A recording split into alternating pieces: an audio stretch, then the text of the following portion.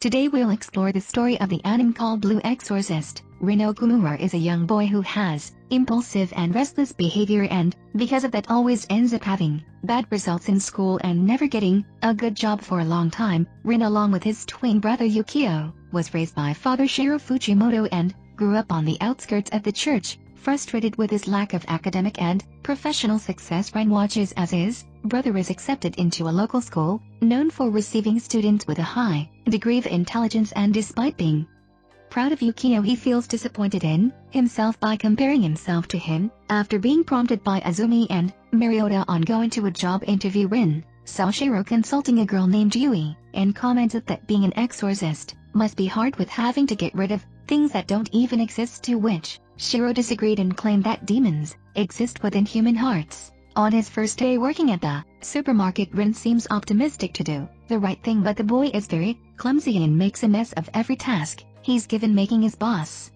angry at him. He's only officially hired after his boss saw his amazing cooking skills, selling noodles for many impressed customers. Later, after Rin called Yukio and Shiro to tell them the good news, he saw Yui, the little girl from earlier, chasing after her scarf. When Rin caught the scarf and was about to give it back to her, he suddenly saw a monkey-like creature that took the scarf out of his hand and ran off. While Rin was chasing after the creature as they thrashed around in the supermarket, it suddenly went on top of some boxes which were going to fall on Yui. Rin protected her, but the girl fell unconscious. Shiro, Yukio and the others were waiting for Rin to come home to celebrate, but Rin was nowhere to be seen. Worried, Yukio went outside to look for him and eventually found Rin at the park. Rin told Yukio that he was too ashamed to come home after he got fired from his job, but couldn't explain to him why. Then when they both arrived back home, Rin saw Yui again along with her father, who came by to thank Rin for saving her. The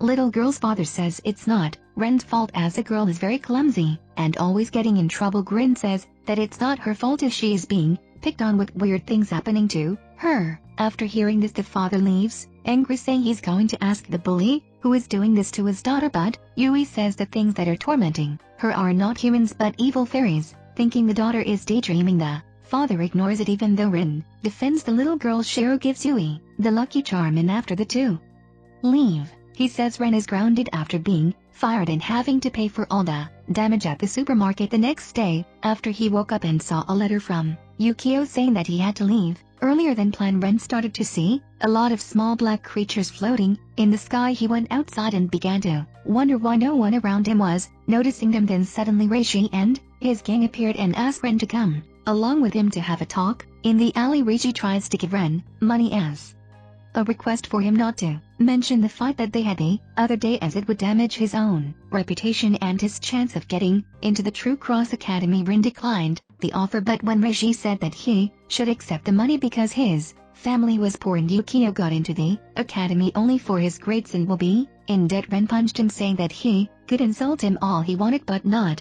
Yukio. Rin notices Reiji is not human, as Reiji was about to burn Rin with a heated steel pole. A blue flame started to appear from Rin, surprising himself in Astaroth, the demon who was possessing Reiji. Said that the blue flames were the proof of Satan's offspring and were about to take Rin to him, but Shiro suddenly arrives and exorcises Astaroth from Reiji. He reveals he can also see the demons and explains the world is composed of two dimensions joined as one, like a mirror, the reality they live in and the demon world. There can be no contact between these two dimensions, but having possessed all material substances in this world, the demons are now intruding.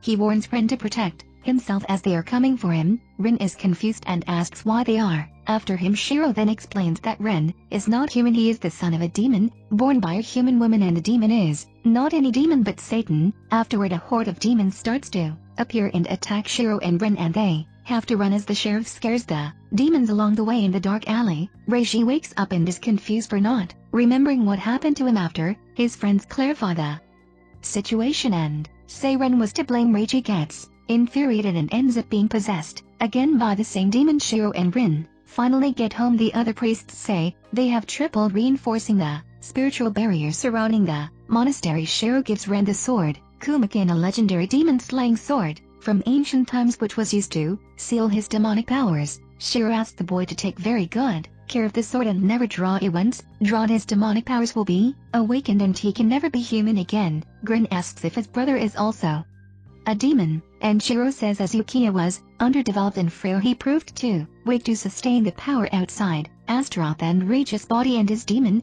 minions started ambushing the church, calling for in. Shiro asks Ren to hide, and gives them his own cell phone. He asks the boy to call the only number saved on it, claiming that it belongs to a good friend that will take care of him. Shiro then joins the other exorcists to defeat the demons and once more manages to exorcise Reiji. After the battle, Rin had a harsh argument with Shiro, believing that he just wanted to get rid of him. Mentally shocked from hearing Ren's accusation and hitting him, Shiro suddenly got possessed by Satan. The demon claims he's too powerful for this world and whatever he possesses is doomed not to last very long. He opens Kahana Gate, the door that links both worlds, and wants to drag Rin with him. For a moment Shiro gets control back and stabs his own heart, sacrificing his life to protect Rin. Upon seeing that, Rin draws his sword and releases his demonic powers and destroys the Kahana Gate. After Shiro's funeral, a pink limo arrives at the church and Mephisto, the principal of True Cross Academy, invites Rin to be a student at his school. Rin decides to become an exorcist and along with Yukiya they head to the school. Rin was surprised to see Yukiya was the year's freshman representative but was glad to see his younger brother fulfilling his dream of becoming a doctor. Exploring the school, the boy finds a dog and decides to follow, and later finds out that it was actually a Mephisto. Rin asks if exorcists can shapeshift, but Mephisto says he's the only one able to. He warned Rin to control his temper, as his blue flames would easily respond to his emotions and expose his identity as the son of Satan. With that said, Mephisto gives Ren a magic key that allows him to enter the school for exorcists from any door. The boy then uses the key on a door nearby, and there Rin meets with his classmates. To Rin's surprise, Yukio enters the classroom introducing himself as a teacher. The boy says to the class he will be teaching anti-demon pharmaceuticals and comments about a template ritual. Mephisto then explains to Ren that those students are exorcists in training and are there to learn, and not all of them have yet received their template. An injury or disease inflicted by demons which enable those infected to see demons being a rite of passage every exorcist must go through. Ren realizes that Yukio knew about him being the son of Satan and about the demon world and never told him. Feeling betrayed by his own brother, he confronts Yukio, but suddenly a vial of false-smelling liquid accidentally falls onto the ground, which lures a horde of hobgoblins. Yukio uses his gun to eliminate them all, and still arguing with Ren he calls his brother an idiot and accuses him of being responsible for Shiro's death, and even says the boy is a demon and should just die. Yukio points his gun at Ren. As the boy's flames show up, to his anger he defends himself and draws his sword, asking Yukio to shoot. A huge hobgoblin appears, stopping their fight, and Rin easily kills him. Later Rin found himself sharing one room with Yukio, even though they were the only residents of the entire dorm. Yukio said that he would need to keep watch over in much to Ren's dismay, and that's the end of the video. Thank you for watching. If you like this video, please click like, subscribe for more videos like this and turn on the notification.